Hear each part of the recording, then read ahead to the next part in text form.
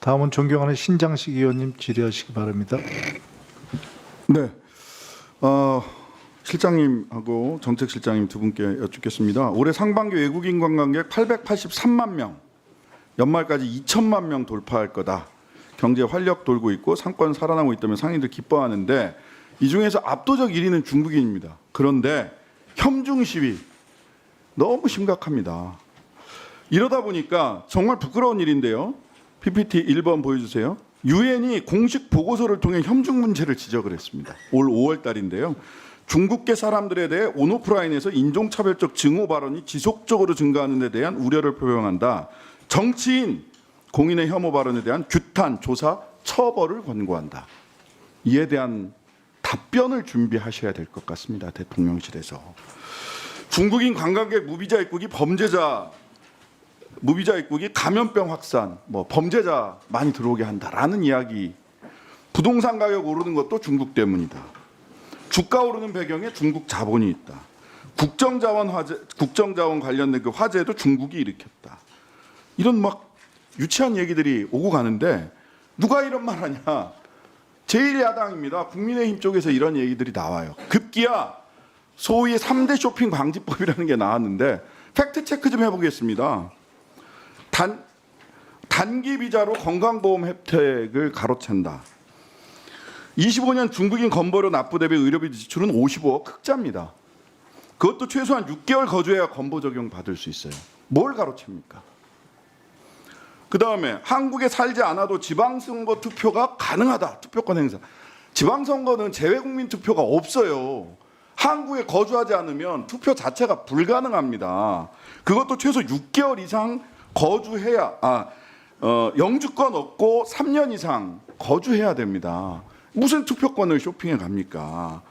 부동산 쇼핑 대한민국 토지 소유 1위는 미국인입니다. 주택 보유자, 외국인 주택 보유자 93.4%가 1주택자 실거주라는 거예요. 중국인 주택 소유가 많은 건 실거주가 많기 때문이고요. 강남 상구 고가 아파트 매수자는 중국인이 아니라 대부분 미국인과 캐나다인입니다. 마약 범죄 악의적 왜곡이에요. 3년 전보다 22년에 9명이었는데 올해 97명 돼서 10배 늘었다. 22년 입국자 25만 명이고요. 올해 447만 명입니다. 여기에서 9명에서 97명으로 늘었다는 거. 퍼센테이지로는 입국자 대비 퍼센테이지는 더 줄었어요. 왜 이런 거짓 선동을 합니까? 누가 불집혔어요? 윤석열입니다. 나아가서 윤어게인 세력이 혐중으로 결집하고 제1야당은 혐오 부추기고 있습니다. 이대로 내버려두면 혐오 범죄 일어날 가능성이 있고요. 제가 주질의에서 말씀드렸던 대로 독일 같으면 이런 혐오 선동, 인종에 따른 인종차별적 혐오 선동만으로 정당 해산 대상이 됩니다. 헌법수호청의 조사 대상이 돼요. 이와 관련해서 대통령께서도 혐오 근절을 위한 특단의 대책 주문하셨습니다. 대통령께서 주문하신 혐오 근절 특단의 대책 어떻게 준비하고 계시는지, 그리고 또 하나는 유엔 이 권고, 정치인한테도 권고하라잖아요. 이 권고, 유엔 권고에 어떻게 답변하실 것인지 답변 주셨으면 좋겠고요. 정책실장님, 윤석열 정부 끝나고 나서 우리 이재명 정부에서 코스피 4천 이상 쭉쭉쭉 올라가고 있습니다. 윤석열 정부랑 한번 비교해 보면 얼마나 이 코스피 자본시장이 활성화되어 있는가가 눈에 보이는데요. 이게 중요한 게 이제 머니무브, 부동산에서 자본시장, 제조업, 투자 건전하게 투자할 수 있는 곳으로 옮겨야 된다라는 큰 방향. 사실 잠실 5단지 재건축 예정돼 있는데 32평 매매 가격이 42억, 대략 지금 깔고 앉아 있는 게 16.5조, 재건축 되고 나면 약 40조에서 50조 정도 될 거라고 생각이 돼요. 정상적인 상황이 저는 아니라고 생각합니다. 아파트 단지 하나에서 4, 50조 깔고 앉아 있는 게 이게 말이 됩니까, 사실. 그런데 문제는 뭐냐면 많은 사람들이 지금 자본시장이 막 활성화되고 주식시장이 코스피에 올라가지만 이게 사실은 실제로 보면 개미 투자자들은 실제로는 매도하고 나가고 있어요. 차익 실현해서 나간다는 게 많잖아요. 왜 해외 자본이 많이 들어와서 매수하고 있어요. 영머니무브, 즉 자본시장에서 돈 챙겨서 부동산으로 가려고 하고 있다는 겁니다. 그러면 부동산으로는 더 이상 이 이익 실현이 자본시장에서보다 더 나지 않는다라는 시그널을 저는 확실히 줘야 되는 게 아닌가 싶거든요.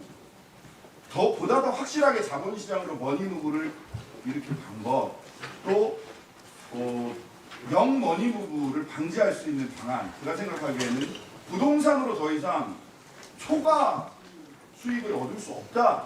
마무리해 주시기 바랍니다. 예, 알겠습니다. 그 시그널을 확실히 줘야 되고, 그를 위해서는 초고가 주택에 대해서는 초부유세 같은 초고가 주택에 대한 세제도 검토하셔야 되는 게 아닌가 싶습니다.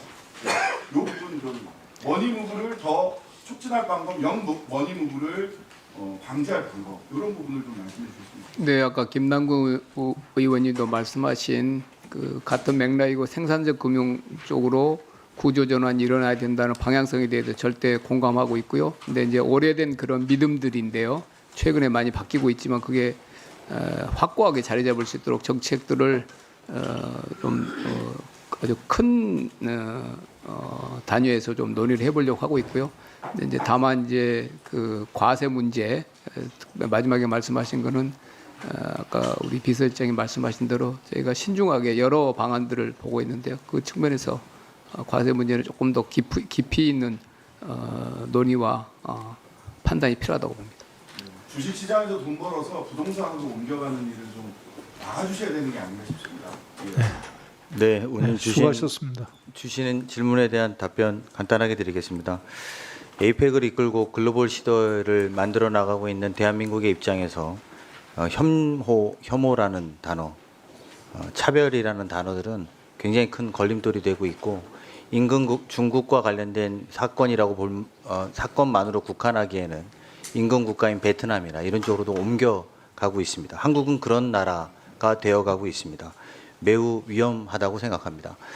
대통령께서 말씀하신 대로 일선 경찰에게 엄중히 혐오와 차별에 대해서 대응해달라고 요청했습니다. 국가 간의 정책을 반대할 수는 있어도 그 사람 자체에 대한 혐오를 한다는 것은 매우 위험한 일이라고 저희는 인식하고 있습니다. 관련해서 저희가 아쉬운 것은 좀 근본적으로 법적인 제도가 좀 더 완비될 필요가 있습니다. 아직 국가 정책에 반대하는 것과 혐오와 차별을 혼돈해서 쓰고 있기 때문입니다. 이 지점 국회에서 논의해 주실 것을 요청드리고 아울러서 유행 공고에 대해서도 저희가 적극적으로 토론하고 임하도록 하겠습니다.